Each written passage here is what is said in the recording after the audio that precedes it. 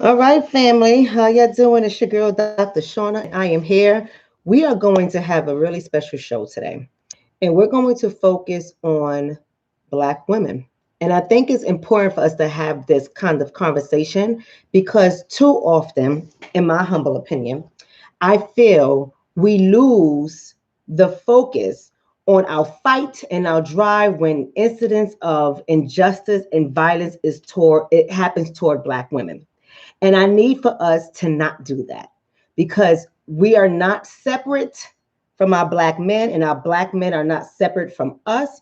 We have to stay in this fight together when it comes to violence in our community, when it comes to injustices that happen in our community. We have to stay together. We cannot ignore certain things. We cannot brush things under the rug. And tonight, we are not going to do that. I'm going to tell you guys about some Black women. You ought to know who they are and what happened to them. And I didn't even find out this information on my own because we are a loving community here. Someone sent it to me at my email. So again, I always say to you guys, if you have something that's worth me looking into, send me an email at askdrshonna@gmail.com. Askdrshonna@gmail.com, and I will look at it. I don't get a chance to respond to everyone's email, but I do try to respond to those who I can respond to. And I do try to look at the videos that you guys send me, the emails, the blogs, the articles, the petitions. I can't do this that I do. I can't do it without you all. So we all have to be a community with that. So with that being said, before we get started, as you know, there's only a few things I ask y'all to do that costs you nothing. Although I love the donations, I don't ask for them. I thank you guys for them from the bottom of my heart. The only thing I ask for you guys to do is to hit the subscribe button on the YouTube, hit the subscribe button and the notification bell so you can know when I go live. I ask you to hit the thumbs up and I ask you to share. So those are the things that I ask. Subscribe, like, share. If you are on my Facebook, you need to be on this channel. If you are on this channel, you need to be on my Facebook. The same thing, Dr. Shonna. Just go to Dr. Shonna. And again, when you get there, like and follow the page. That's all I ask you guys to do. That's it. Let me give you guys the agenda for today. I think that's going to help in today's podcast. I have to give you the agenda because I'm going to hit on 3 different topics today from 3 different emails I received, and I didn't want to choose one. So I decided to dedicate today to all 3 of them. So it's going to be some things you're going to want to hear. Other people going to be interested in other things, but y'all got to be a part of the show tonight. You got to be a part of the show so you can hear everything. So thank you so much to everyone in the chat. I thank you so much for my moderators. Y'all already know what to do. Y'all know how we do it. If they are respectful with an opinion, they can stay. They don't have to agree with me. They don't have to agree with y'all. They can stay. If they're disrespectful and they are distractors, we get rid of them. But before we move too quickly, let's not act like the police, right? Let's not shoot first and ask questions later. Let's see what they're saying because they might have a difficult time explaining themselves. So let's try to see where they're going first. If when we assess where they're going is disrespect, then we block, ban, and delete. It's just that simple. All right, big up to you too. I love everybody. So let's go on with this. We're going to talk about 3 different things today. We're going to talk about Breonna Taylor and why we should care. And we're not only going to talk about Breonna Taylor, I'm going to give you guys some action steps that you can take in order to get justice for Breonna Taylor and her boyfriend, Kenneth Walker. So I'm going to tell you guys about that story. We're also going to talk about Tiffany Mofield. And why you should know who she is and why it frustrates me that people like Tiffany Mofield get ignored by our community. We absolutely got to stop doing that. And I'm going to tell you why. What's so important about Tiffany Mofield that we ought to pay attention to. And then we're going to talk about the Black prosecutor on Ahmaud Arbery's case. So we're going to talk about her name is Joette Holmes. I believe that's her name. If I'm not mistaken, let me go through my notes. I believe her name is Joette Holmes. We're going to talk about her. Yeah, Joette Holmes and why this matters. And I'm going to give you guys some research and understanding behind that one. And I had I forgot her name already. My phone is not next to me, but somebody in the email, if you're in this chat, please let me know your name. If you're in the chat, she wrote me an email and she used the super chat because she wanted me to get her, she wanted to get my attention to ask me about this prosecutor. And I didn't realize that she asked me a question in a super chat because sometimes the chat goes too fast. But she writes me this email. She said it was her first time using a super chat and she was so disappointed because she wanted her question to be read and she asked the question again. I told her that not only will I give her credit, I am going to do a little segment and answer her question. As soon as her name pops in my head, or at least if she says something here, I'm going to give her a fat shout out. But I only share that with you guys so that you can know I am not unattainable or unreachable. You can reach me. You just can't come to me with some bullshit. If you come to me with some bullshit, I'm not going to respond to it. I'm going to keep it moving. But nonetheless, because of her, we're gonna go and talk about Joette Holmes, who's the prosecutor on Ahmaud Arbery's case, and the things that we should be concerned about or what we should be paying attention to. So I did some research. I did a lot of digging. So today is going to be school. So make sure y'all get your pen and paper. Y'all know how I do. Don't take my word for it. Do your own research. Pardon my appearance. I just came back from exercising because I don't know about y'all, but COVID has been weighing on me. I've been cooking too much. That's what I think. I think I've been cooking too much and eating too much and not exercising enough. I exercise every day, but not enough as I should be. So I'm stepping back up my game. I went on like a 5-mile walk today because I can't play no games. So before I get in the shower and go to sleep, I'm just jumping on to talk to my family. So let's get going. I'm going to save the prosecutor for last because that's a lot of information on the prosecutor. Let's start with Tiffany Mofield. We're going to start with Tiffany because she's the sister that many of you guys don't even know about. Y'all can let me know in the chat. Do y'all know anything about Tiffany Mofield? Here's the thing that frustrates me about this. So one of the community members from us critical thinkers sends me an email about Tiffany Mofield, and I had not known about her. I shared about her, but she's over here in New Jersey. Now, y'all know I'm in Jersey. I'm from the Bronx. I live in New Jersey. And so I should have known about it. That's how I feel, especially because the work that I do, I should have definitely known about it. But here it is. She's a 43-year-old. I mean, she's my age. I mean, come on. This is ridiculous what happened to her. But she's a 43-year-old woman who is also a grandmother. And she is locked up, or she was locked up because she's no longer alive, sisters and brothers. She is deceased. But she was locked up in Edna Man Correctional Facility out here in Jersey. Now, the story goes, and we're not too sure about it. So I don't have a lot of information on her, but I do need y'all to do something for me. And that's why I'm telling you the story. I do need y'all to do something for me.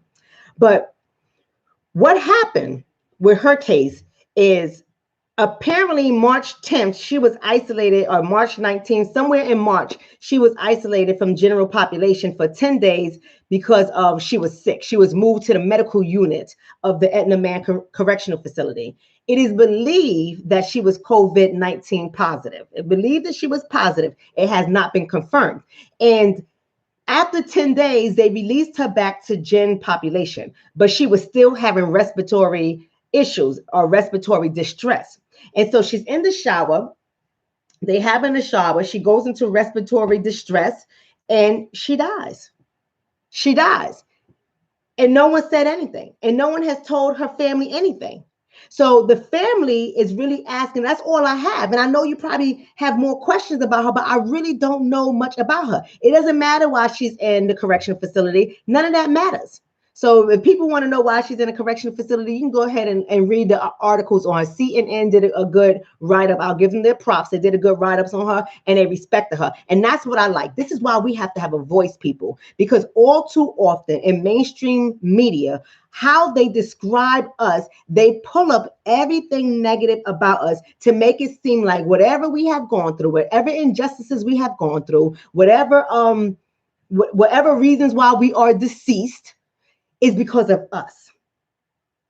And I like the fact that CNN they acknowledged why she was in a correctional facility, but they didn't focus on that. They focused on that she was loved by her family. They focused on that she was a good mother. They focused on that she was a good grandmother. They focused on the positive things about who she is. They had her father speaking out. It was a very decent, I'm not gonna say good, but it was a very decent write-up. And why we don't know enough about her is my opinion right here. When it comes to Black women, and I'm gonna say this, and I know how some people is not gonna like what I have to say, and that sounds personal, but I'm gonna say it because I can say what I want to say on my show, and I'm not meaning it to demean anybody or disrespect anybody, but this is how I feel. For some reason, Black women are invisible, and that's how I feel. We are so invisible. We face injustices every day. We are killed by the cops as well. We are arrested as well. We are beat down not only by public officials, we're beat down in our relationships. We are raped. We are mistreated. Everything happens to Black women. But for some reason, we don't get the attention that we deserve. And I'm so glad that I think Water Sniper, if I'm not mistaken, you gotta let me know if you are a guy. I believe you are. But Water Sniper sent me this article, and he's in the chat. Y'all can go ahead and hit him up and say hi to him. He's in this chat, and I'm so happy that a Black man sent me this article, because how she died wasn't necessary. And the reason why I'm saying is we already know that Black men in prisons are mistreated. We already know that. We already know that. But Black women are mistreated too. So this is why this is a case that cannot be ignored. I have one of my moderators is saying, Dr. Shonna, I know her family in Salem, New Jersey. I'm from Salem. Thank you so much. You got to be able to call me because I know you have my direct line. So you got to call me. You got to tell me a little something. I'm not speaking on here too long because I don't know enough. But I do know her family deserves answers. I do know that she should not be deceased. I do know that if she had COVID, isolating her for 10 days and then putting her back to gen population, they did her dirty. They did her dirty. I do know she also, according to her family, has a history of asthma. So here's what I need you guys to do. Do not ignore this. I need you guys to go to moveon.org. Go to moveon.org. At the end of this video, I'm going to edit the description portion, and I will put those links in there. Go to moveon.org and sign the petition. We already have 4,838 signatures. The last time I checked, the family only needs 5,000. This is for them to get a pre-suit petition. The pre-suit petition is about before you sue the state of New Jersey, the correctional facility, and the medical department. Before you sue them, you're asking for them to release her records to them. The lawyers need to know what happened. Did she have any grievances? Did she have any complaints? What was her health looking like? Did they tend to her correctly? So that's what we're asking for, the records from the correctional facility, so that this information can be known. What is so sad about this? What is so sad about this case is that she was going to be released February 2021. That is 10 months from the date of her death, which was April 29th. She was going to be released, and she's dead. So not only were the family looking forward to her coming home in 10 months, they were not looking forward for her to come home in a box. I don't think any family looks forward to their loved one coming home from a correctional facility in a box. It is time for us to speak out. So do not sit back on it. Just go to moveon.org and fill out that petition, because this is unnecessary.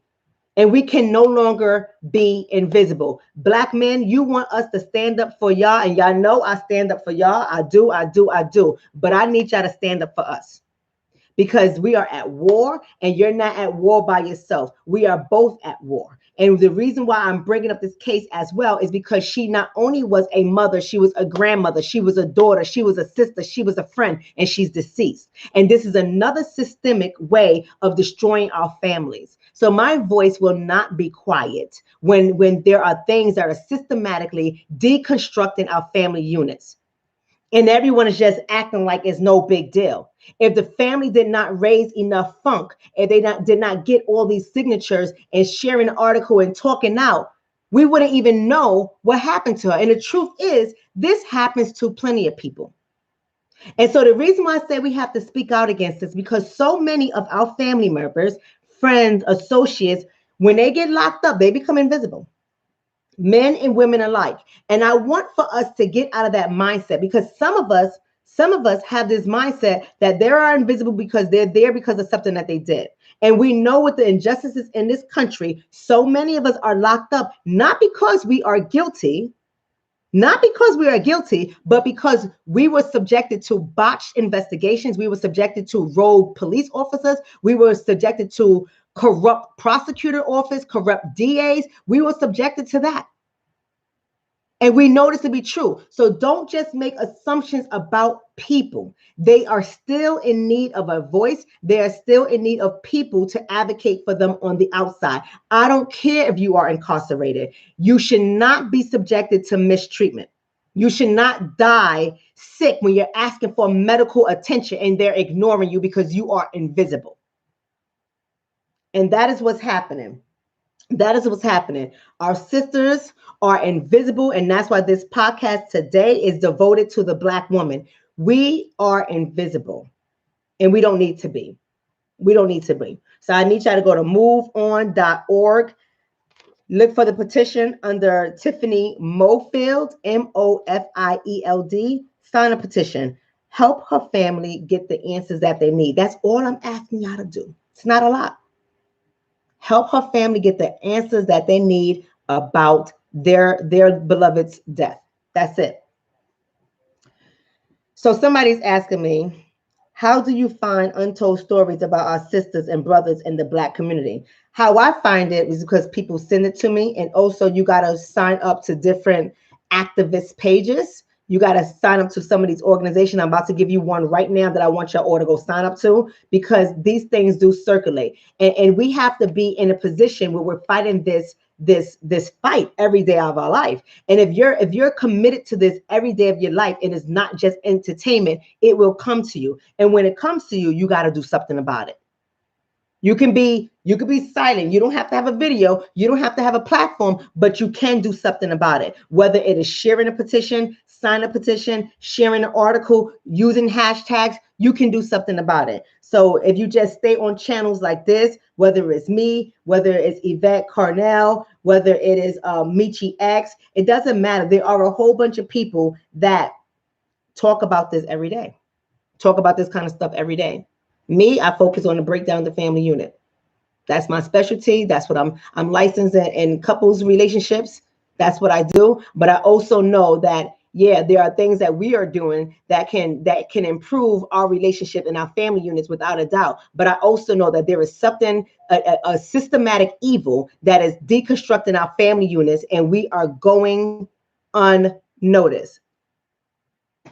So we see somebody up there, big brown cock needs to be blocked. So moderators, I need y'all to get on that because he is spamming. So I need you guys to get on that and block this person, get him out of here. So we're going to report this person.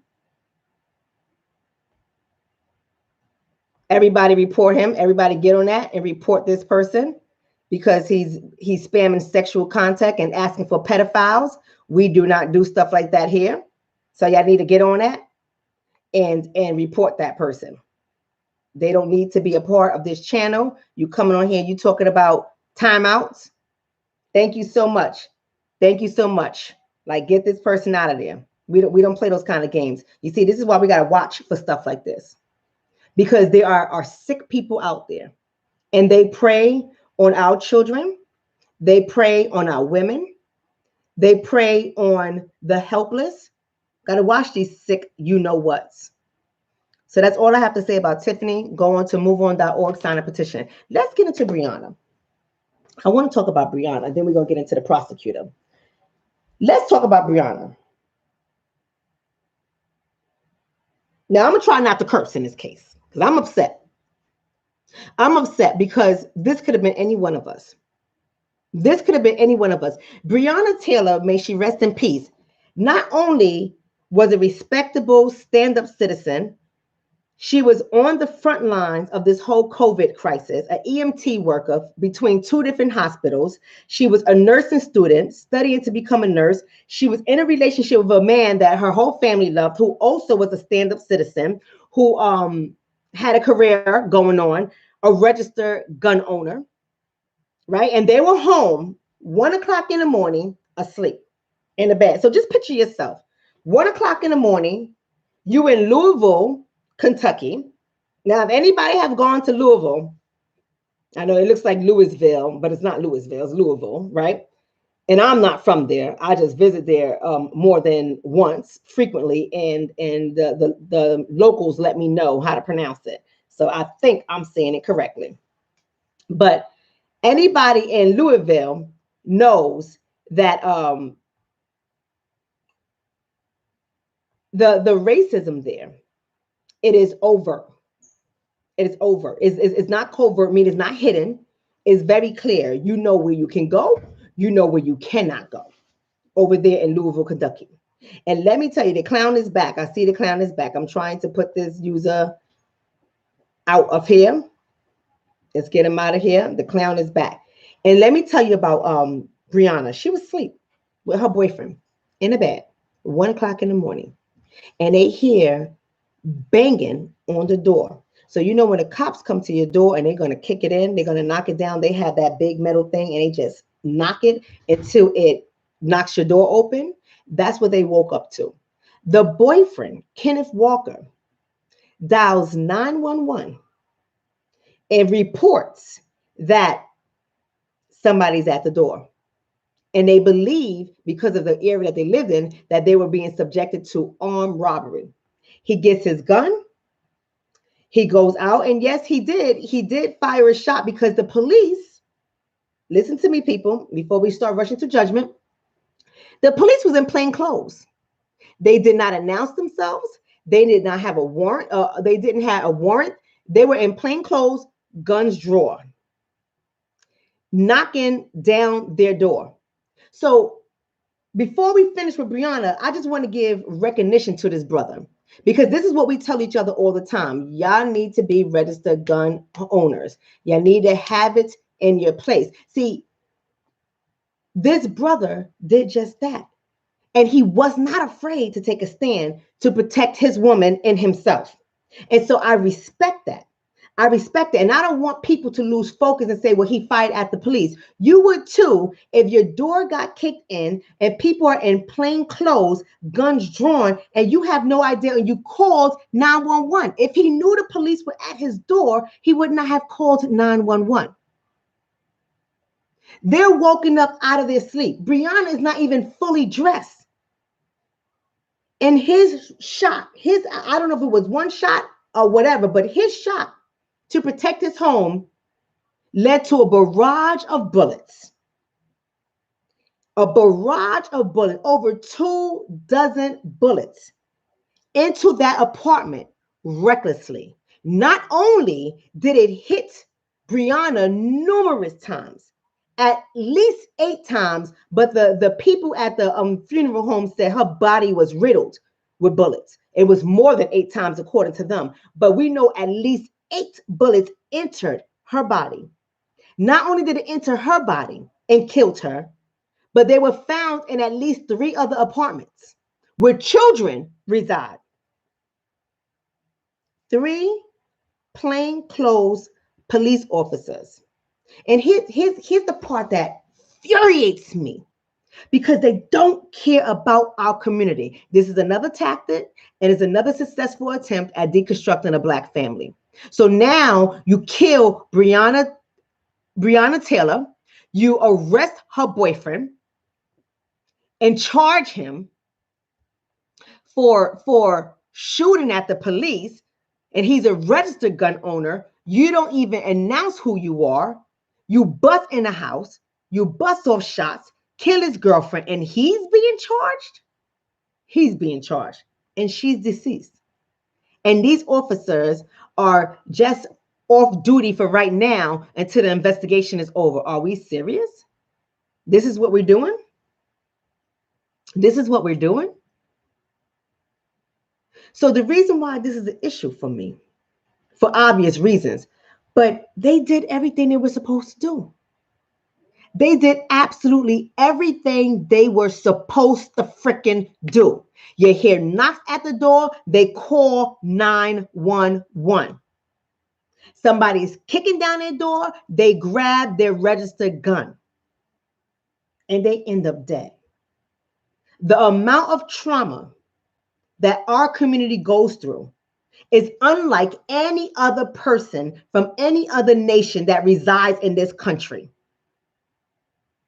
Those of us from this community, we go through so much trauma. We go through trauma in our own communities by people who don't look like us. We go through traumas in our own community by people that look like us. We go through traumas in white communities. We go through trauma in public offices when we enter into public institutions, whether it's schools, hospitals, courthouses. We go through trauma in so many different areas of our life. No other people on this planet go through the amount of trauma that we experience on a daily basis. No other people in this community, in this country, face what we face on a daily basis. And it's sickening. It is sickening. Sleeping in their bed at 1 o'clock in the morning to wake up to a barrage of bullets, killing Breonna and arresting her boyfriend. Here's the kicker.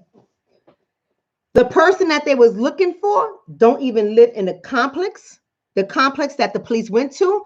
The person that they were looking for was already in police custody, was arrested earlier that day. So who are these 3 rogue police officers that killed Breonna Taylor? Who are they?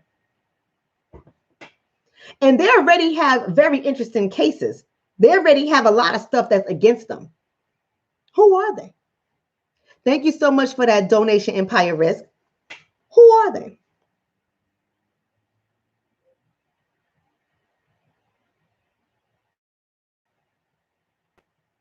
See, I hear what you're saying, Herc Owen, but I don't know if I would agree with that. I think that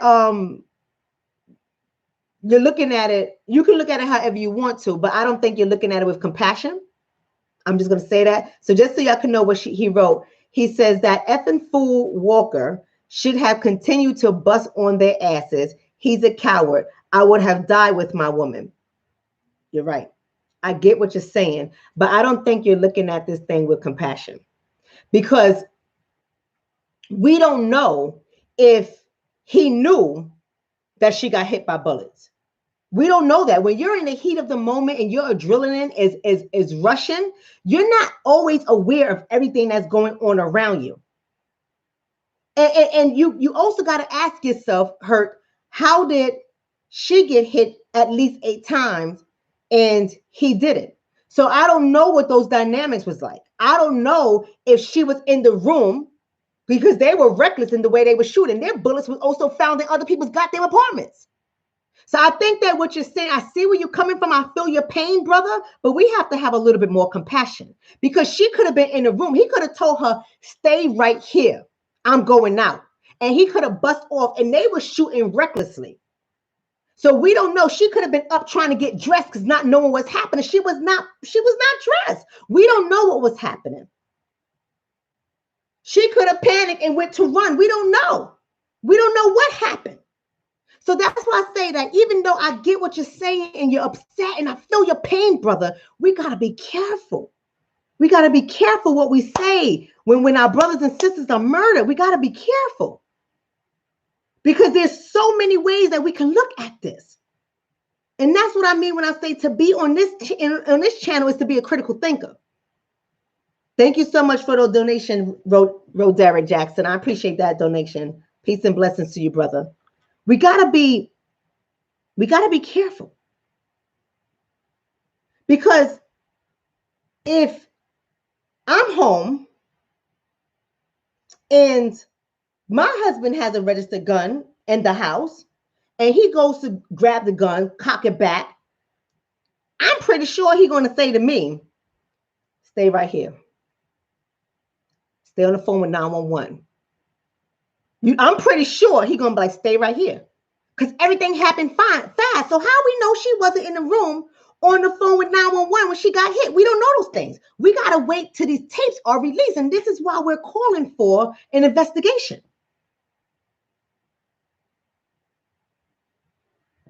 You get what I'm saying? So I'm not saying that you shouldn't be filled with rage. Of course you should. But before we say that he's a coward, let's really think critical. Exactly, Empire. Empire was saying that she was thinking the same thing, that did she jump out? Right? So we gotta really pay attention to that kind of stuff. Lady M said these are the same officers that will do a drive-by shooting into the Black community in unmarked vehicles. You're absolutely right. We absolutely right. And see, the reason why I'm bringing up this case is because you're not finding anything else on this family. They weren't drug dealers. They weren't menaces to society. You know how they used to like to use that narrative, right? We're menaces to society. They were nothing like that. They weren't up partying. They wasn't doing all types of ridiculous things. They were in their bed sleeping. They were career-oriented people. They were tax-paying citizens. So why are we just hearing about this case now?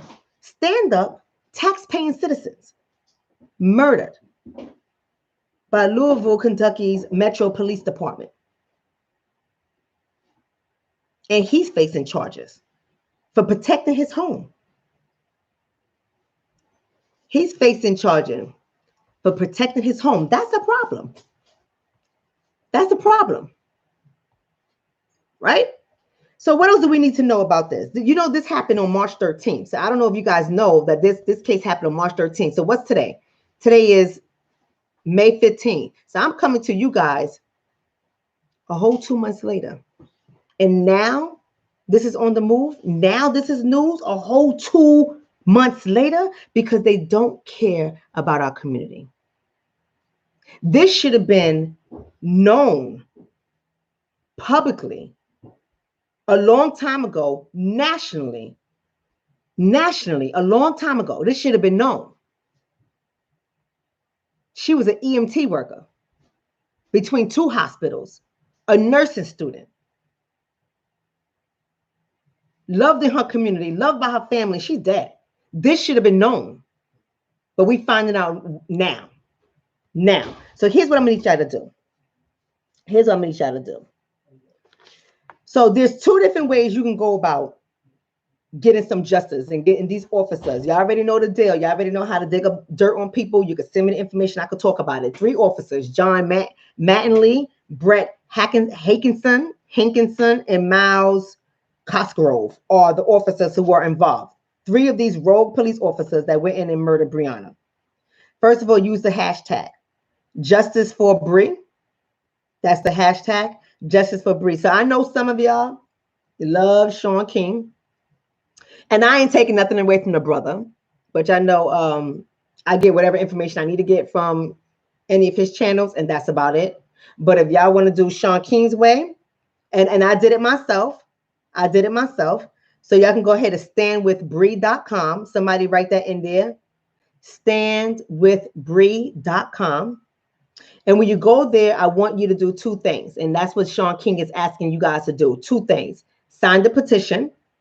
You got to put your name on the petition, and that will automatically direct the letters that need to go out to the people to call for justice, not only for her, for Breonna, but also for Kenneth, and to get these police officers fired, and to get a change in the people that's going to be, that's not looking into the case, that need to look into the case so that it can be prosecuted.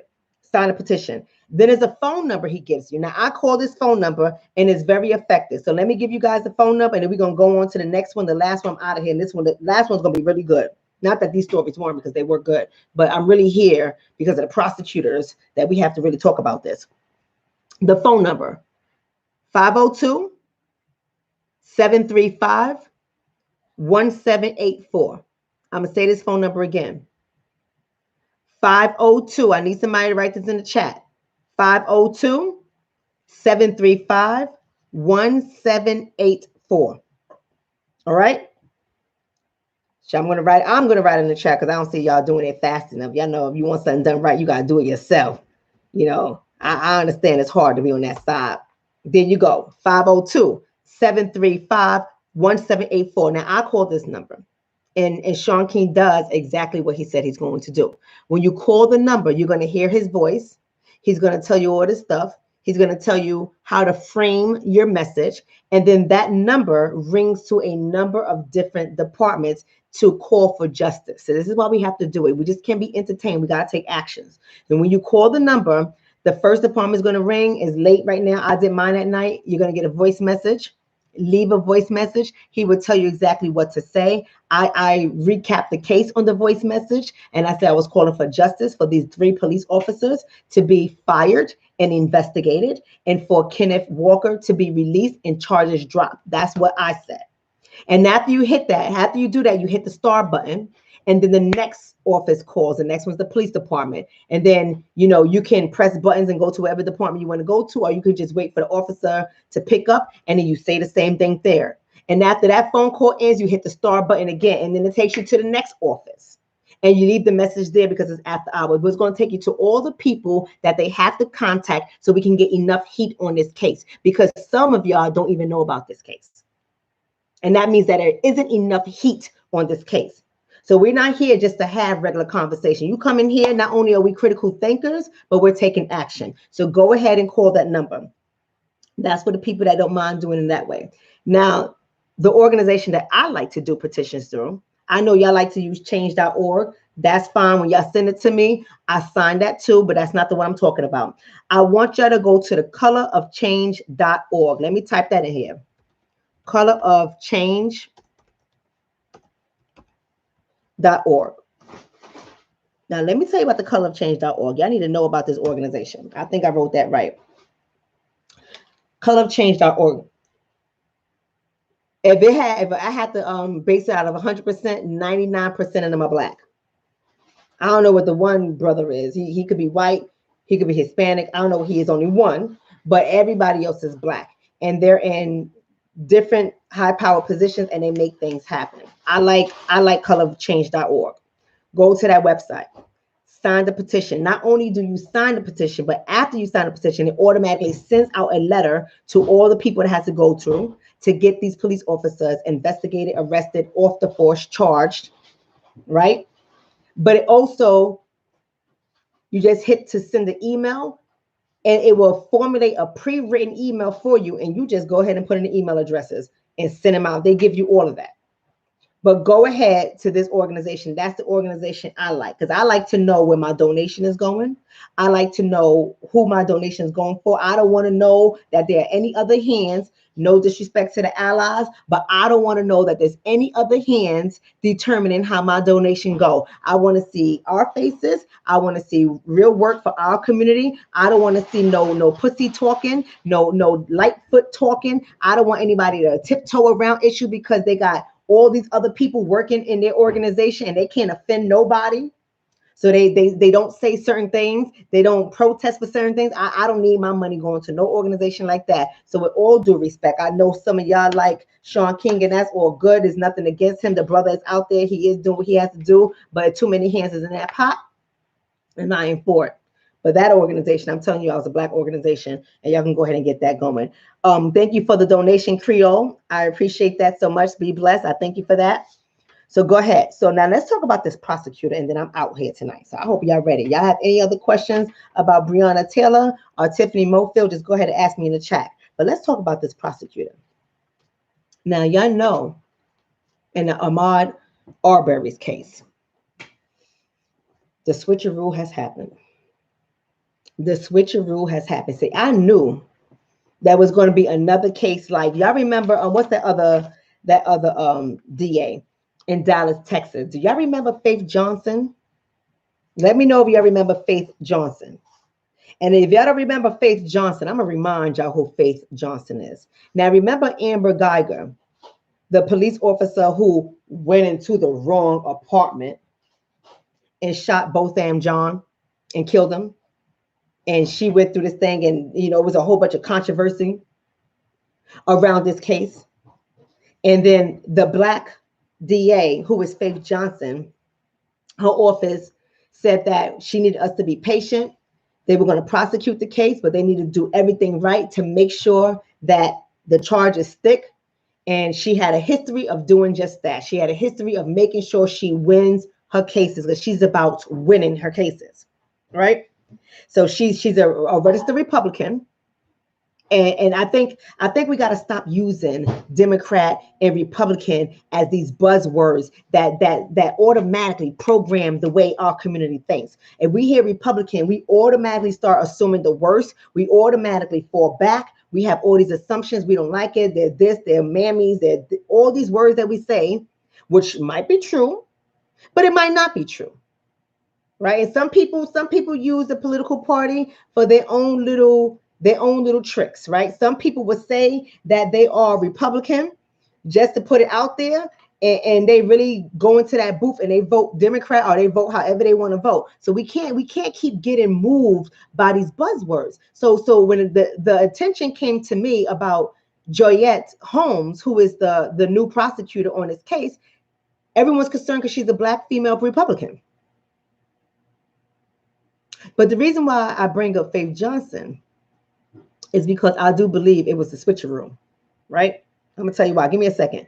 Mary E, thank you for that donation. She said, Dr. Shonna, did you hear of Jonas Joseph, who was murdered by 5 police officers in Tampa, Florida on April, the chat is going up, April 29th during a traffic stop, was shot more than 60 times. I should have emailed me. Girl, you should have emailed me. I'll be looking him up. I'll be doing something on here too. And I'm telling you, systematically destroying us left and right.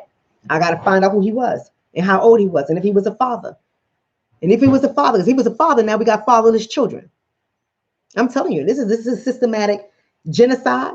Is deconstructing our families left and right. This is crazy. It's absolutely crazy. But going back to this whole Faith Johnson thing. Now, we got the guilty verdict with Amber Guyger. We got that guilty verdict. But we also saw the nonsense that Judge Kemp did at the end of the case. And it was recommended for Guyger to do a 28-year sentence.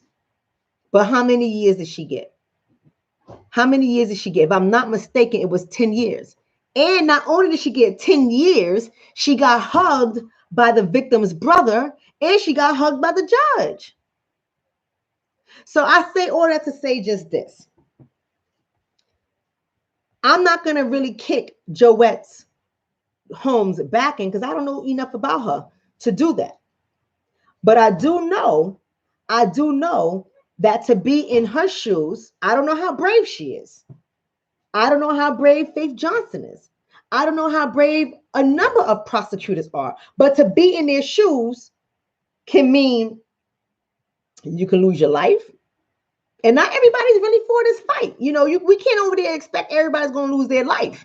Not everybody's for this fight. But we know you can lose your life. You can lose your career. You can lose your reputation so much. Y'all remember, what's the attorney, the DA, I believe she was a prosecutor. I think she was a prosecutor from Baltimore with Freddie Gray. Her last name was Mosby. What was her first name? I don't remember her first name. I don't think I even wrote her down. But if I'm not mistaken with her case, she stood up against the police department. She knew how our beloved brother Freddie Gray died was unnecessary, or broken up and dead in the back of the police van, not properly chained and restrained. Killed that man and was driving around with him dead, broken neck, right in the van. And she got on public TV and she said, heads are going to roll, basically. And she did just that. She did, Marilyn, that's right, Marilyn Mosby. Thank you for that. She did just that. And you saw what happened to her, right? Saw what happened to her. So I say that to say, I'm not ready to kick Joyette Holmes back in because I got to see what she does, right? And I'm not making excuses for people who are afraid of talking out. I'm not making excuses for, I'm saying if we put ourselves in their shoes, we don't know how their lives are. And people, even white people are afraid to lose their life, right? That's why they don't say nothing. The white people that so-called identify as our allies.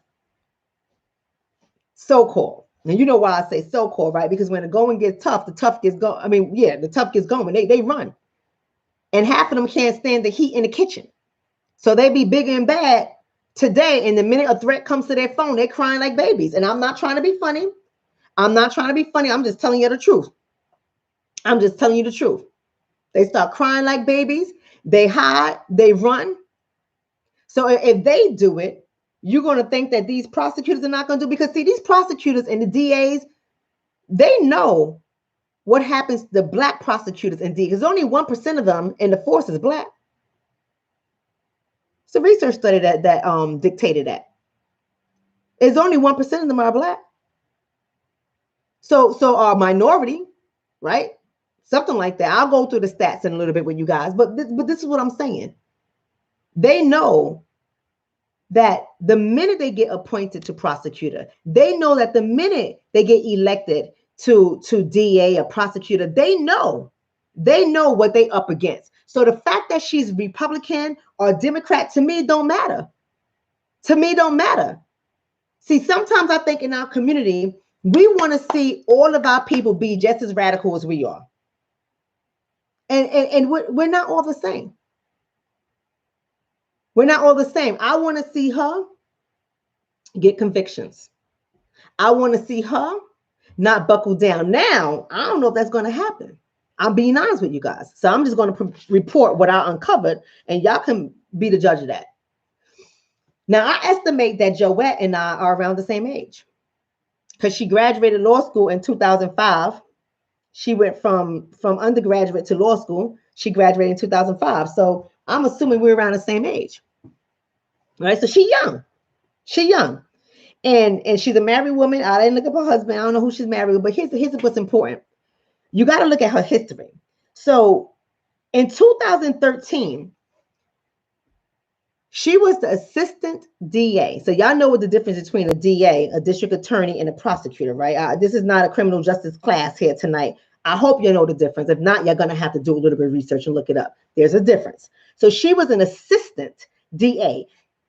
And the DA that was in office that she was assistant was Vic Reynolds. You got to know his name. This is why I'm going over this information. Write it down. Somebody write it down. Vic, V-I-C, Reynolds. This is why this is important. Vic Reynolds is now the director of GBI, Georgia Bureau of Investigations. Now, remember, this whole thing happened with Ahmaud Arbery. The first prosecutor or DA had to excuse herself because she had personal relationships with the murderer, McMichaels. Then the other person excused himself because he had direct relationship with the murderers. Then Carr came on and said, I'll take on this case, and realized it was way too much to handle for his office, and asked the GBI, right, the Georgia Bureau of Investigation, to come on. I think Carr is with the Bureau. Y'all gonna have to let me know. But anyway, one of them felt it was too much for their office, and so they stepped out of the case. And then that's when Joyette Holmes was brought on.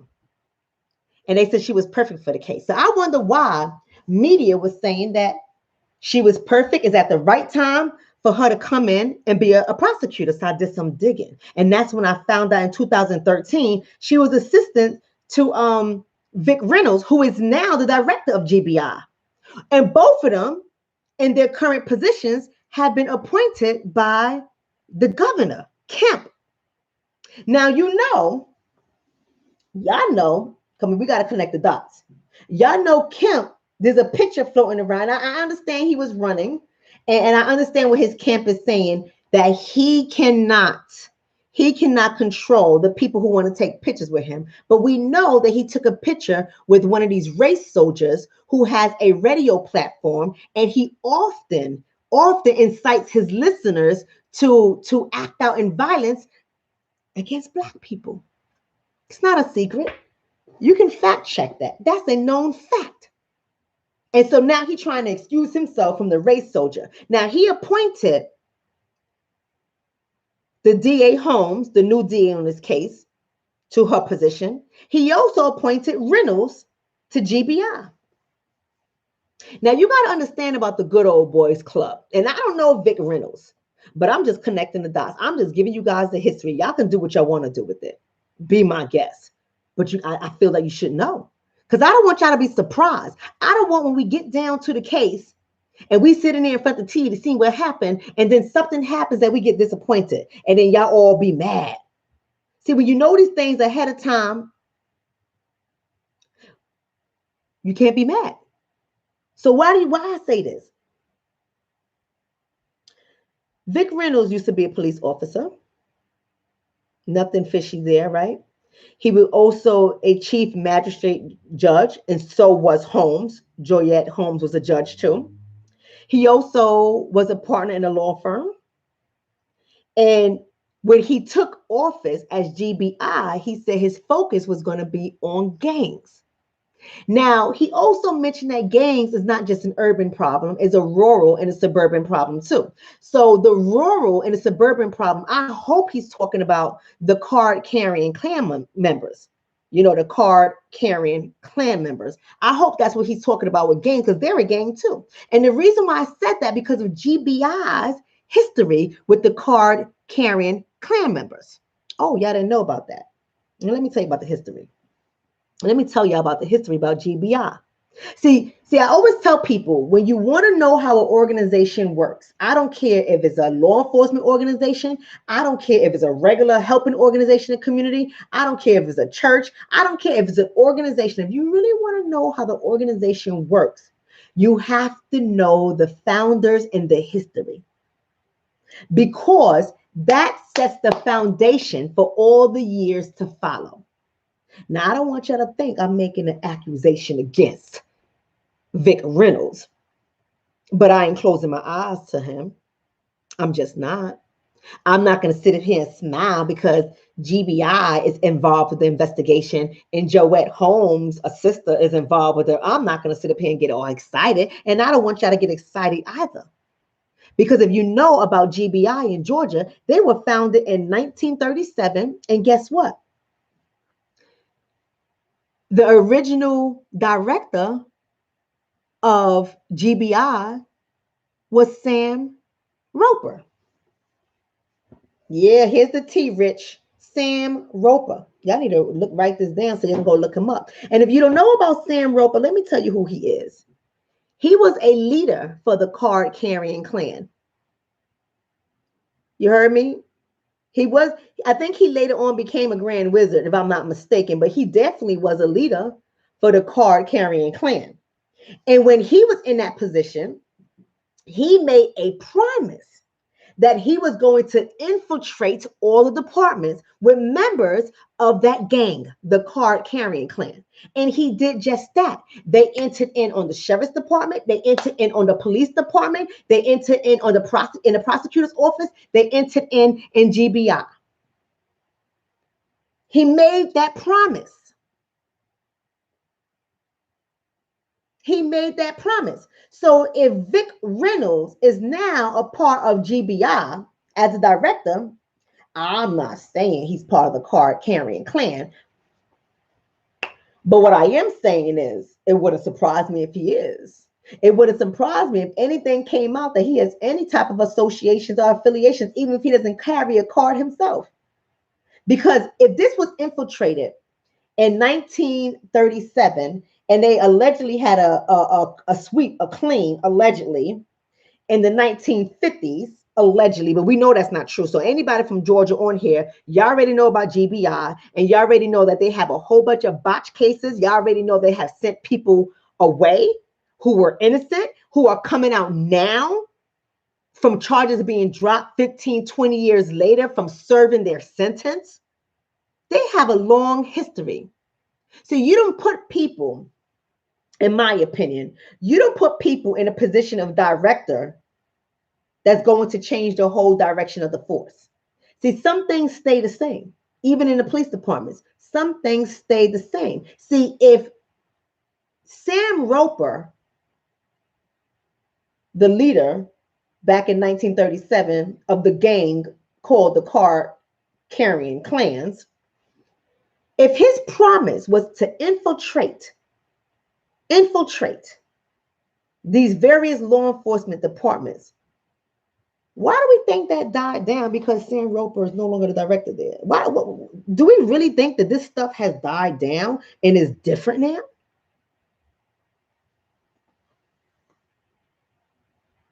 That's right, Herbert. Herbert is saying, yes, Roper was the imperial wizard of the KKK. You said it.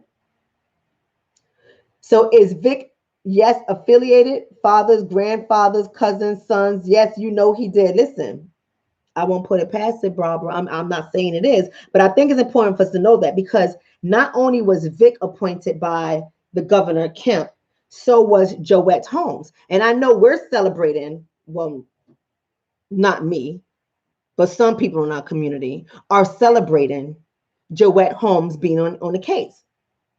But you got to understand, Joette Holmes answers to Governor Kemp, and so does Vic Reynolds. And we already know that controversy that had went down with Governor Kemp when he was running against is it Stacey Abrams, if I'm not mistaken. I see her face. I see her big smile, her face. Forgot her name. And remember when she was running for her campaign, y'all remember what happened to her, right? When she was running for her campaign and she went knocking on doors in the community to get their support for them to come out and vote for her. She was in the wrong community, because y'all already know Georgia is infiltrated with the KKK, the card carrying clan. They're already we already know that. That's Georgia's history. That's the roots. That's the root of it. And when she was knocking on those doors, Stacey Abrams, you know what happened? Somebody called the cops on her. Somebody called the cops on her. And the cop, the way he handled it, he didn't even know who she was. And she was running for governor, if I'm not mistaken. So it's a long history there. So how does one of the good old boys from the force show up and don't even know a candidate who's running to be the governor, who oversees everything your goddamn department does? Let me tell you something. That's right, Kay Woods. Kay Woods said they treated her like a criminal. Absolutely. And then after that, she got a bill passed. I think it passed, if I'm not mistaken. She got a bill passed about if you wrongly call 911, something like that, you can get a fine or something like that, whatever. That ain't going to stop none of the people from the card carrying clan. Ain't going to stop them. See, they always have very strategic ways of how they go about doing things. They always know how to get around these little bills and these laws. They already know how to work the system because they are the system.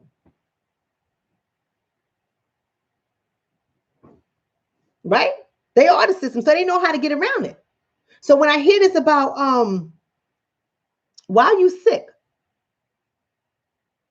T-Man 447, why are you sick? You got COVID? What you sick with? What you mean you sick? I don't know why you sick. Hope you ain't roundabout. Put your mask on. But anyway, the reason why I bring this up, because she was appointed by the governor too. So it depends on what that relationship is like. I don't know enough about her. Y'all got to let me know. I know they have her as the model citizen. You know, she got the NAACP award. Ooh, the NAA. You know how I feel about the NAACP. Y'all know how I feel about that organization. But nonetheless, she got their little award for her work. So she I don't know. I don't know how she has been doing. When she was a DA, when she was a prosecutor, I don't know how she was operating. When she was a judge in Cobb County, and Cobb County ain't no joke. Cobb County has, people always think, oh, I'm moving to Georgia. I'm moving to Georgia. Georgia's good. You better know where you're moving at in Georgia. Because if you don't know where you're moving at in Georgia, you might be walking into a worse situation. Trust and believe me. People always think that Georgia is the way to go. Georgia's the way to go. My family's from Savannah, Georgia. And let me tell you something. I won't be moving to no Savannah. It's beautiful to visit. That's about it. I don't like the way a lot of Black people live in Savannah. I don't like the mannerisms in Savannah. Right? So we got to be careful. And I say all that to say, because of the landscape in Cobb County, and I'm very familiar with Cobb County. I think Marietta's in Cobb County, if I'm not mistaken. I would never move to Marietta. That's just me. Another story. That's a whole nother live. But nonetheless, if I'm not mistaken, Cobb County is in Marietta, and it's very divided there. See, a lot of people saying they live in Cobb. Shoot. No disrespect to Cobb. See, somebody said it's serious. You see, I'm not making this up. I go to Georgia all the time. Somebody said it's called Scarietta. Yeah, I know why it's called Scarietta. See, I know a lot of folks from the north that go down. They're like, oh, I'm moving to Marietta. I said, oh, they must have went in the morning. They must have was looking at the houses in the morning. Beesh, you need to go back in the summer at night before you make your decision. Scarietta. That's more appropriate. You absolutely right, Scarietta. So I say that to just say this. When you have that kind of landscape in Cobb County, and then you have these other surrounding areas that are suburban, they're highly influenced, you got to know where the card carrying clan members live at.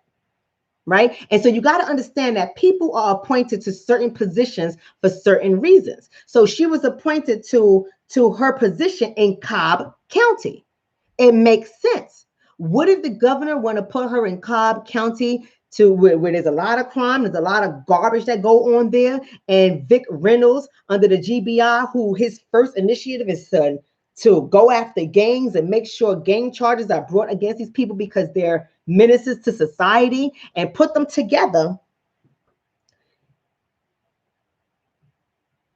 The people that they're going after don't look like the murderers of Ahmaud Arbery. So we got to really understand that.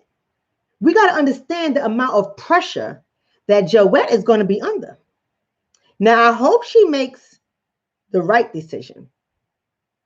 She is still in the height of her career. She's in her 40s. She's got to be in her 40s. Just checking her track record of graduation, she's got to be with me. We got to be the same age. You get what I'm saying? So she still got her whole career ahead of her, and she's working for the system. She's working for the system. So she want her benefits. She want her pension. She want her retirement. She want her children to be safe. She want her husband to be safe. She want to be safe. You put that kind of pressure on somebody, some people will fall. Half of y'all YouTube and Facebook gangsters and Instagram gangsters, but when it's in real life, y'all want to do this work?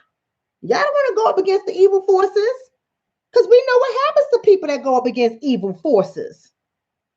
So I ain't expecting anything out of her. I'm just really not. I don't got nothing negative to say about her, but I'm not expecting anything out of her. It's nice.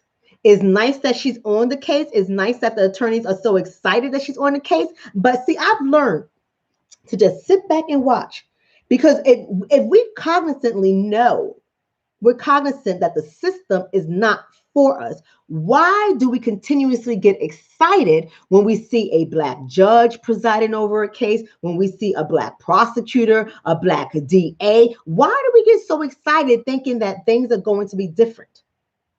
We got to stop doing that nonsense. And here's the information I need you to know about the DAs. And this is why I know they're under a lot of pressure. Let me give you that information on that. First of all, there is an organization that puts out news articles and stuff that y'all need to know about. It's called the Marshall Project. The Marshall Project. Do I agree with everything they got on there? No. But it's a good place. It's a good place to start. It's called the Marshall Project. You have to go there. They did an excellent article. I'm going to say this, I'm about to get out of here. They did an excellent article about Black female prosecutors and circuit attorneys and prosecutors. Did I already say that? I said prosecutors, DAs. Like, they did a wonderful article on these Black women. So you got to understand, there was a Black woman in St. Louis. She was out of St. Louis. Now, remember St. Louis? That's the one with, so not too far from Ferguson. Remember that case in Ferguson? And everybody went in uproar and they all started going crazy and killing, burning stuff down.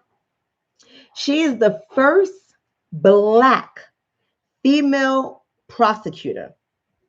And she also is a circuit attorney. Her name is Kimberly Gardner. Y'all got to know about her. Look her up. She's important for you to know about who she is. Kimberly Gardner.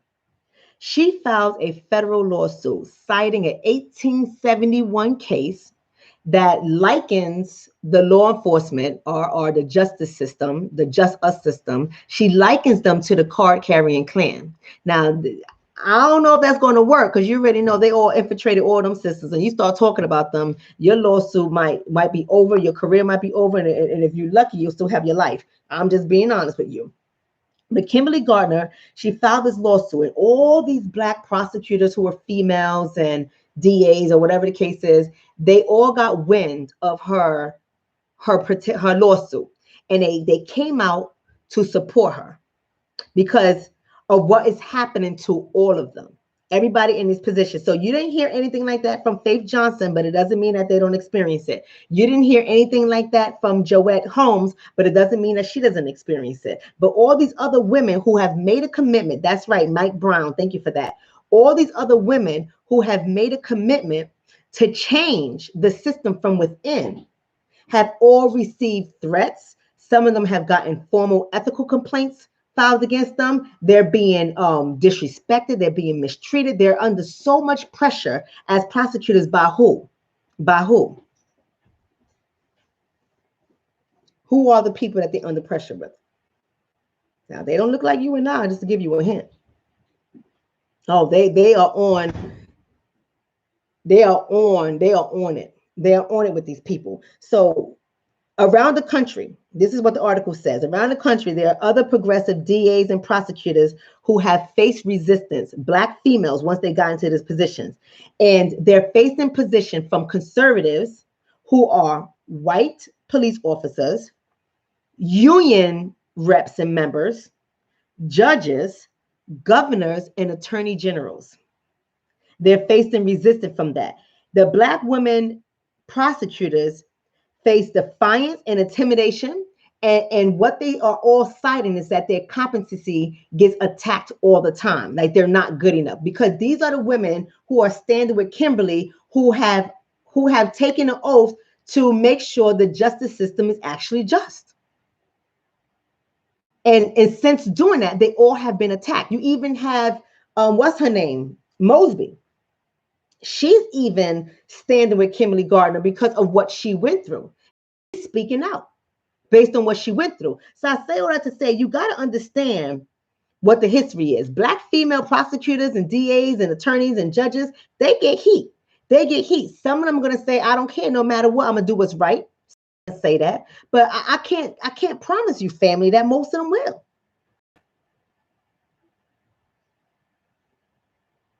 Right? You got people doing all types of different things to these people, right? And there was another person who was the lady who they said this to? It was Kimberly. Kimberly gained heat for refusing to prosecute cases involving police officers with histories of lying, abuse, and corruption. Kimberly was called a menace to society, and you know that's code word language. That's code language. How are you going to call her a menace to society? So you got to understand, when they use code language like that, you got to remember the movie. You know, the director of that movie, or the people in the movie, they weren't all Black, right? They were white people, right? So the title conveniently is called Menace to Society, and that's us raking, having havoc on our own community, and we're menaces to society, and we're destroying our own community. So why would they use that term to refer to this prosecutor as a menace to society? And not only did they call her a menace to society, they said that she must be removed by force or by choice. You got to listen. See, these are those cat calls. I'm trying to tell you how it works, man. These are those cat calls from the card carrying clan. This is what they do. And you would never know it's them, because they're the ones who are shaking your hands. They're the one who's complimenting you on your outfit. They're the ones that's serving you your coffee at the coffee cafe. They're the ones that are your neighbors. They're the ones that their little kids are playing with your little kids in the front yard. And you ain't never going to know that in their basement, their whole goddamn robe exists. Trying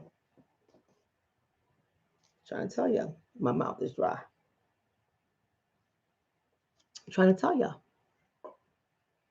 They said she will be removed by choice or by force. She received letters calling her a dumb ninja. Now, y'all know the word ain't ninja. Y'all know I say ninja. Y'all know what the word is. Calling her a dumb ninja. Calling her a ninja cunt. Calling her a bitch. This is what they're doing to a prosecutor, a Black female prosecutor. In 2017, another elected prosecutor who was Black, I don't know, her name is Aramis. I'm thinking it's Aramis Ayala. She was elected prosecutor. She has vowed to stop seeking the death penalty. And because of that, because she said she's going to stop seeking the death penalty because, you know, there was too many people who were innocent that was being killed. She said, I'm not going to do this. I'm not going to do that. We're going to do it differently in the system, right? She's an elected. That means the people put her in position. She was elected. She received a noose in the mail. She received a noose in the mail. See, so many of us like to think this is not about race anymore. This is about class. This is what it is. It's all about class. This is what so many people tell me. You know, Dr. Shonna, I'm just saying, in 2020, it ain't about race anymore. It's about class. So help me to understand how putting a noose in an elected prosecutor's mailbox is related to class and not race. She's a professional woman. She's earned her keep. She's elected by the people. And she received a noose as a prosecutor. What other white prosecutors go through what Black prosecutors go through? The two Black prosecutors we have, and I'm being facetious, but really, what do they go through? Okay, that's not enough for you guys. Let's take it to Chicago. Where's my Chicago people? Where's my Chicago people? Kim Foxx, look her up. Kim Foxx. She's the state attorney. She was targeted by white nationalists, the card-carrying Klan, publicly targeted by them. This is not a secret. She was targeted by them in Chicago, in Chi-Town, in Chi-Town. What's up, K Woods? K Woods to Chicago right here. D Champion, right? That's right, Sean. I agree with you. Sean Scott said, we as a people are born with PTSD. I'm telling you, the minute we come out that womb, shit, we traumatized. Right, targeted. That's not enough for y'all. Let's go to Boston. Where's my Boston people? Where's my Boston people? Rachel Rollins. Rachel Rollins.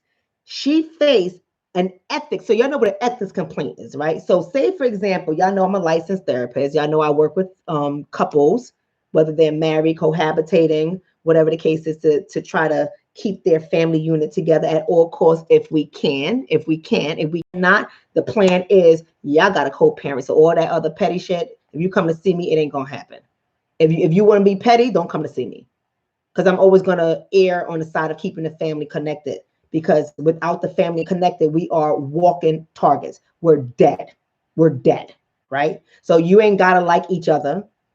Y'all ain't gotta be all lovey-dovey. If your relationship don't work, it don't work. That's not my goal. My goal is to have your relationship work. But I understand that this is life, and sometimes things happen, and sometimes you gotta take care of your mental health and leave situations. I get it, but you don't leave the children.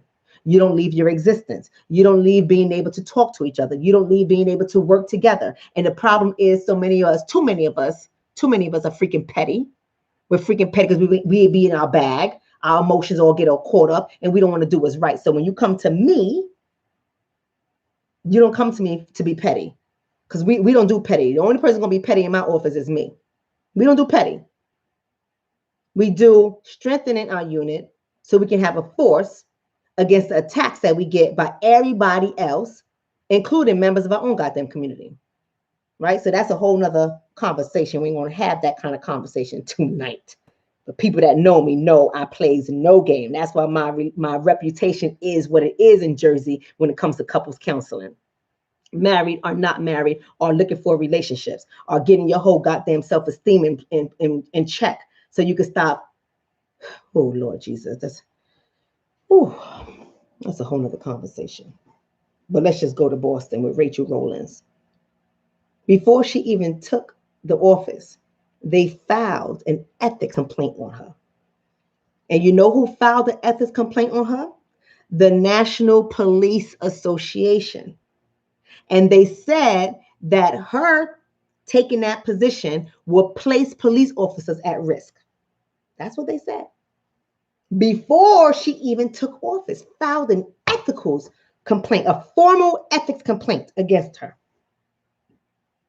Ain't that something? That's crazy. Before she even put a picture on her goddamn desk, she had the board in front of her questioning her. Ain't that something? And that was the National Police Association, of course, members of the card-carrying clan. I'm just saying, I mean, the evidence is piling up. The evidence is very clear. I mean, the history. I mean, we know how police officers started. I mean, I know some of us got police officers in our family, like me, right? When I was a young one, you know, we was often embarrassed, but we were the kids that had the police in our family. We was the kids that auntie would jump out the goddamn car with her badge on, like, get your asses in the goddamn car. She was a different type of person. We was the one that had to move when auntie shot somebody in the building. His family, right? So I mean no disrespect, but I do, because the history is the history. So don't get in your bag to my husband's a cat, my wife is a cat, my brother's a cat. Who cares?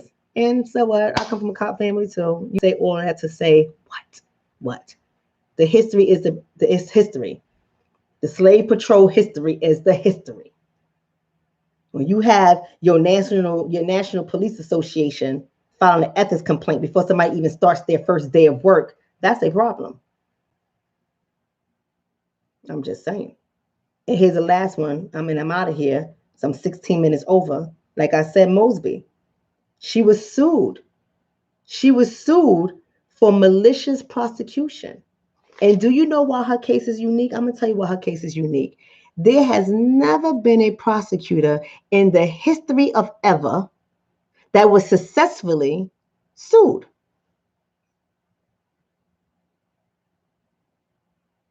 For doing her job. See, you can't play with the card-carrying clan. You can't. Not only will they take your life, they will ruin your whole goddamn career. There's another group of people out there. They're not the card-carrying clan, but I'm not gonna call them out on camera, because then YouTube's gonna flag me for hate speech. But it's the truth. We know the truth is not hate speech. It's just the truth, and I know the truth hurts. But it's another type of people among us. They're not police officers, and they're not part of the card-carrying clan. But if you say anything against them that they don't like, oh, they'll smear your whole goddamn life, and you lose your job, your position, your pension. Oh yeah, they'll make sure everybody know who you are and what you about. You cannot say nothing about this group of people, baby. So that's all I have for y'all. So what's my wrap up today? Let me tell you what my wrap up is today. I need you to go and sign those petitions for Breonna Taylor and Tiffany Mofield. But I need you to understand that even though we have this Black female DA, Joette Holmes, who is assigned to the Ahmaud Arbery's case, we need not to be super excited because she's Black. You know how we be like, oh, she assisted. Thank God we got one of our own. And the next thing you know, at the end of the sentencing, they hugging each other, fixing her hair. Remember Amber fixing her hair, probably doing her lipstick and her eyeliner, making sure she looked cute. Saying, oh my God, 28 years. I mean, yeah, you shot and you killed the Black innocent man who was sitting on his couch in his underwear eating bonbons. You killed him, but you don't deserve to go away for 28 years. Oh my God, no. Only ninjas do that. You get 10 years. And you'll be out in 2. That's what happens. So I wanted y'all to just know that that's how I feel. I hope y'all know now what I meant in terms of the history of the GBI, the history of police departments, and the history of Georgia. So Miss Joette might be under some pressure. She was appointed by Governor Kemp, and she used to work with Vic Reynolds, so she know how they operate. She know. Let me tell you something. I'm just not that kind of woman. I can't be working for you. This is why I can't work for nobody. I can't go work for you and then see you doing some effed up stuff to my community of people, and I'm still gonna go to lunch with you. It's never going to happen. Like, I'll be getting nooses in my mailbox, right? I'll be getting crosses burned on my lawn. That's that will happen. I mean, that's what will happen with me. Because I'll say it to your face, blunt. We're not going to sugarcoat anything. We're not tiptoeing around. You're a racist. You're operating unethical, and you need to lose your badge. It's as simple as that. I mean, I don't why we play these games. But anyway, I'm done, people. Rich D is saying the Black Agenda tour. I don't think we're gonna have a tour. This whole COVID thing, messed us up, people. So Tony Montana says, Leslie, I'm white and I know. What do you mean? What happened? What did I miss, Tony? You white, Tony? Tony, let me ask you a question, Tony, since you white. Why are you here? Not that you can't be here. I don't want you to think you can't be here,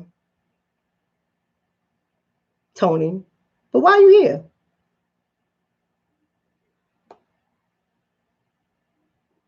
Somebody said, how can you have power in 2020 when you're sleeping with your sister and living in a trailer? Who's sleeping with their sister and living in a trailer? Who is Tony talking about? Okay, well, Leslie's on it. Go ahead, Leslie. I know Leslie. Leslie's going to check Tony. I don't know what Tony's doing, but Tony can have an opinion. I just don't know. I was trying to look. Y'all got to let me know what Tony's doing. Shoot. Tony's saying the clan doesn't determine. Oh, Tony's in his bag. Y'all better stop talking to Tony. Once he said that, the clan doesn't determine policy, Tony's in his bag. Oh, Tony, go to sleep somewhere, Tony. It's all right, Tony. You in your bag. You know what that means, Tony, to be in your bag? Somebody tell him what that means to be in his bag. He in his bag. They're sensitive. See, people like Tony, they can't listen to any information and think critically. They really can't. They get all sensitive. They get in their bag. They get in their bag. Tony, thank you, D Champion. Get Tony on out of here. Tony's all sensitive. We already know how they go. I don't know why Tony would come to a channel like this. You see, white people who are listening, let me say something to y'all, white people who are listening, with all due respect. Let me say something to y'all. I don't know why you're here. And I'm not trying to be funny. I'm not telling you can't be here. It's a public channel. You can be wherever you want to be.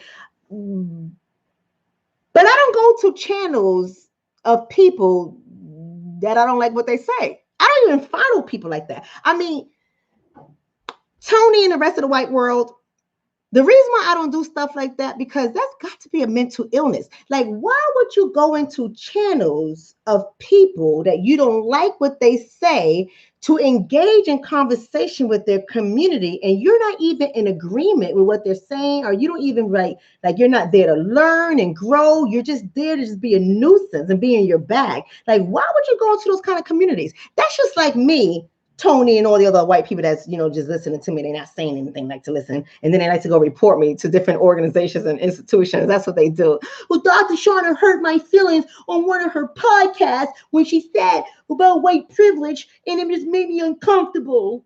That's what they do. Trust me, I get the complaints. That's what they do.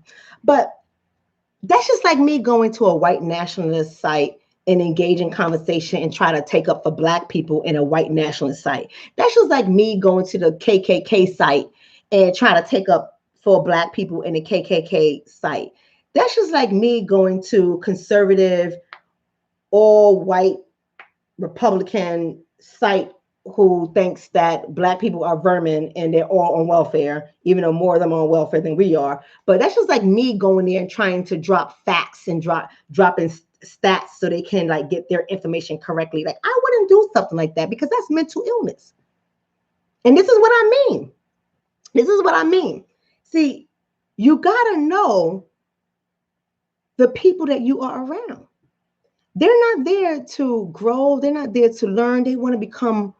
See, somebody said, yep, you're an Aquarian. You know me. I'm an Aquarius sun with a Sagittarius moon. I'll be cool. I'm cool, calm, and collected. I like to have fun. I like to do my thing. You cross me, I'll blow the whole goddamn building up, and I'll walk away like nothing happened and sip my wine. Like nothing happened. We could be friends today. You cross me, you'll be dead to me tomorrow. It won't even be a hello. You won't exist. You'd be like this in front of me. And I'd be like, I think I'll take that. And won't even say anything to you. That's how crazy I am. That's it. That's what I am. Somebody said, yes, that's how I am. But anyway, it's a mental illness. So we got to watch people like that. They come into these groups, not because they agree with it. They get in their bag, they get in their feelings, and they start engaging in conversation. And they're trying to prove their point. They're not dropping facts. They're not dropping stats. They're not giving you any legitimate sources to get the information. Nothing I said to you guys is undocumented. You can go look up everything, even on Sam Roper. None of this stuff is undocumented. Y'all can go even look at the FBI's. I think it was, maybe somebody can tell me. I wasn't here to do that video on the FBI, but it was a few years ago where the FBI admitted that they were infiltrated with the KKK. They admitted to this stuff. They admitted to planting drugs. They admitted to planting guns. I'm not making this stuff up. This is in reputable sources. Reputable sources. If you go to the FBI open source record and you know what you're requesting, they have to give you all the open source documents. Anything that they need to retract from it or deduct from it, they take a marker and they blot it out. But you can get everything from the FBI. That's open source. That's open information. I'm not making none of this stuff up.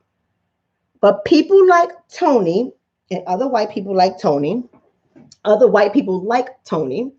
not saying all white people do that, but all white people do that, right? They like to get in their bag. They just get in their bag and they go all over the place with their emotions and their feelings, like so fragile. And then they don't even have like documented evidence or source. They don't even have places to give you to go look at things. They don't even engage in critical discourse. They just want to tell you that you're wrong because you can't be Black and intelligent. And if you're Black and intelligent and you say anything that rubs them the wrong way, you're automatically wrong. You're not qualified. You're incompetent. You're unethical. You should be written up. You should be terminated. You should be fired. And Tony was just proof of that. It's a mental illness. I mean, that's why I don't get surprised over certain things anymore. I don't. Like, would I know that people from my grandmother's days and my mother's days, that they can lynch you and have their children there eating, watching your corpse die in a tree and then set you on fire and everyone is looking at this? I mean, you think that kind of mental illness goes away? If you think that I'm on a tangent now. Because Tony set me off, y'all. Y'all can all go ahead and log off if you need to. I apologize. I'm on a tangent now. But if you think that we got PTSD that has been passed down to us from generation after generation, or, our beloved sister, Dr. Joy DeGruy, says post-traumatic slave syndrome, right? And then you have the Jewish lady, I forgot what her name is. She did a study with analyzing the DNA of rats, and then she later stepped it up to analyzing the DNA of the Jewish population, and she was able to see that trauma altered the genetics, the genes of the offspring of the rat that was traumatized, right? So the mouse was subjected to trauma, gets pregnant, and the gene of the mouse was altered, and then the child was born with that alteration from the trauma. Then she transferred that study. It's a Jewish woman who did this. She transferred her study over to the Jewish population, and she studied the genes of people who were victims of the Holocaust, and she studied the genes of their descendants, and she saw that the trauma altered their genes and it was passed down to their offspring. So that in epigenetics, if they were able to see that in rats, if they was able to see that in Holocaust victims, and the Holocaust, no disrespect to the Holocaust, but the Holocaust was not 400 years. I'm just saying. I had to pause there because I wanted y'all to really hear it, right? Anything toward inhumanity that's genocide and stuff is just wrong, regardless. But the Holocaust was not 400 years.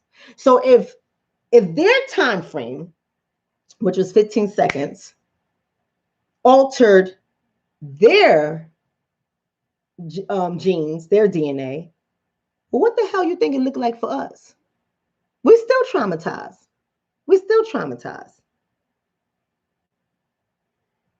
Our children, our parents, our great-grandparents, our great-great-grandparents, our grandparents, well, we're still traumatized. We're 4 or 5 generations out.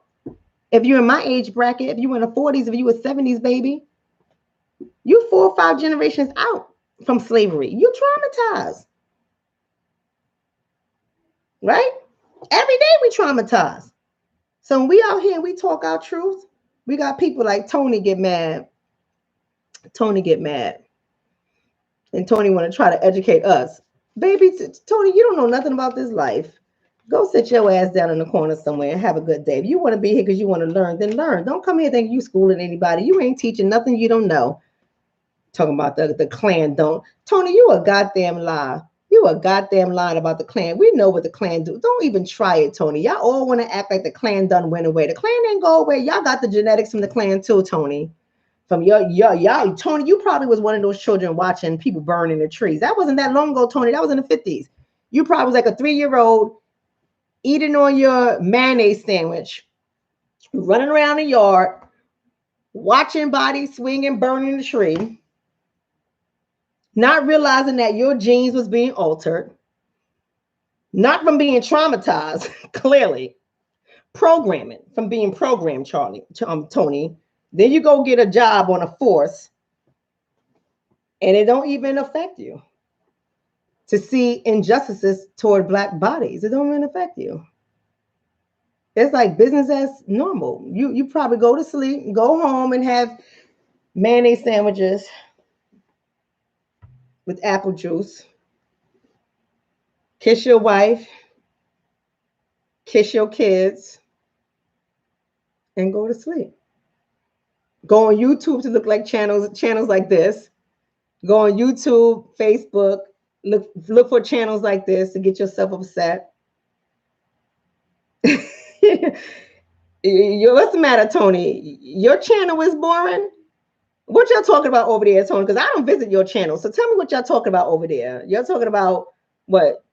Your wife stressing you out because she wants a Chanel bag and you got to work overtime for that. I mean, what are you talking about over there, Tony? Because I know you ain't talking about injustices in your community, Tony. I know you're not talking about the cops killing your people, Tony. I know you're not talking about the mistreatment of your children in the public school system, Tony. I know you're not talking about poor health care in your community, Tony. I know you're not talking about the mortality rate for pregnant white women, Tony. I know you're not talking about those things, Tony. So you must have been bored, Tony. You coming over here, Tony. You're bored. But I can see why you're bored, because, you know, we the heartbeat of America. We make everything pop. Even your little children, Tony. Millie Rockin'. Y'all do right, Millie rocking over there. Your children even listening to our music, Tony. We driving you crazy all over the world, right? Your children tanning their skin. They probably putting extensions in their hair. They getting butt BBL. They getting their butt big. They getting their lips big, Tony. Tony, I know you're upset with us. We just infiltrate your whole damn community, right? Got white boys in their BMWs blasting Tupac. Tony mad. Can't run from this black magic. That's right, Julie. You can't run from this black magic, Tony. Right? Tony be mad. All right, let me go. Make sure I ain't got no mayonnaise in my house. Mayonnaise sandwiches. All right, y'all. I gotta go. Peace and blessings. Make sure you subscribe to the channel. Somebody said cornrows. You are funny. You know they do. They be getting their extensions with their big booties. They be trying to listen. Y'all be seeing them. I'll be seeing them. I'll be like, girl. And they try to come in with all those microaggressions. To my sister, girl, I'll be like, it is Dr. Etienne to you. We don't do those kind of games over here. We ain't doing those games over here. Not over here. Not over here, right? So you got to know. I see it all the time. I think it's cute. Somebody said Tony in the car crying. You better stop. Tony might be jumping off that bridge. You know, touch our hair. That's why they want to touch our hair, because they want to. Somebody asked me. This white lady asked me at the airport. She said, "Do I think?" I know it was microaggression. I know it was microaggression. I was going to be petty too, but you know I didn't, because yeah, I just wasn't going to be petty that day. I wanted to be petty, but she was saying, "Oh, your hair looks nice." She thought they were braids. Like, your braids look nice. Do you think I would look nice with my hair like that?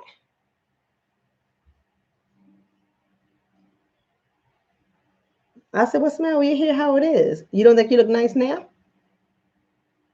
I said, "That sounds more like a personal thing than a fashion thing." And she was like, she started laughing and she kept walking. She turned around and kept walking, you know? I don't know why people think it's just say certain things to me. Yes, no Karen. Karen can't get her hair with sister locks. All right. Thank you so much for that, Creole. Creole says Shonna is beautiful. Oh, so are you. Oh, beautiful teeth. Yeah. It's my teeth. I got my mama's teeth.